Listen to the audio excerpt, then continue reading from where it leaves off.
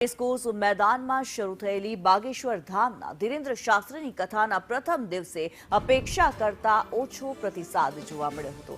આયોજકો દ્વારા આશરે 50,000 લોકો માટે બેઠક વ્યવસ્થા કરવામાં આવી હતી, પરંતુ પ્રથમ દિવસે મેદાનનો મોટો ભાગ ખાલી જોવા મળ્યો હતો। કથા સાંભળવા માટે સીમિત સંખ્યામાં શ્રદ્ધાળુઓ ઉપસ્થિત રહ્યા હોવાનું સામે આવ્યું છે। જોકે આયોજકોને આશા છે કે આજે કથાના બીજા દિવસે શ્રદ્ધાળુઓની સંખ્યામાં નોંધપાત્ર વધારો જોવા મળશે।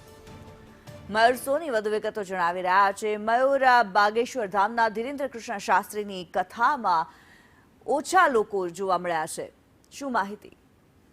કિન્નરી ગઈકાલે હનુમાન કથાનો પ્રથમ દિવસ હતો ને પ્રથમ દિવસે અપેક્ષા હતી કે 50,000 થી 60,000 શ્રદ્ધાળુઓ છે રેસકોર્સ ખાતે આયોજિત કથાની અંદર ઉપસ્થિત રહે। આ માટેની વ્યવસ્થા પણ કરવામાં આવી હતી, પરંતુ અપેક્ષા કરતા માત્ર 30 થી 40% લોકો છે તેમને જ આ કથાની અંદર હાજરી આપી હતી। મોટાભાગનો જે રેસકોર્સનો પંડાલનો વિભાગ છે ખાલી રહ્યો હતો। આયોજકોને ચિંતા પણ થઈ હતી કે આટલું આયોજન કરવા છતાં પણ ઓછી સંખ્યા કેમ થઈ છે। અપેક્ષા છે કે કદાચ ગરમી હોઈ શકે અથવા તો વેકેશનનો માહોલ હોય તેના કારણે આ સંખ્યા ઓછી હોઈ શકે છે, પરંતુ આજે શનિવાર છે ને અપેક્ષા રાખવામાં આવી રહી છે કે આજે આખું ગ્રાઉન્ડ છે એ શ્રદ્ધાળુઓથી ભરાઈ જાય। વિવાદો પણ ધીરેન્દ્ર શાસ્ત્રીની સાથે જોડાયેલા છે। તેમના આગમન પહેલા જ રાજકોટમાં અનેક જાગૃત નાગરિકો વિસલ બ્લોરે તેમને પડકાર ફેંક્યો હતો। તેમના દ્વારા કરવામાં આવતા દિવ્ય દરબાર છે તેને ચેલેન્જ આપવામાં આવી હતી। આ તમામ બાબતોને પણ આ જે ઘટતી સંખ્યા છે તેની સાથે જોડવામાં આવી રહી છે।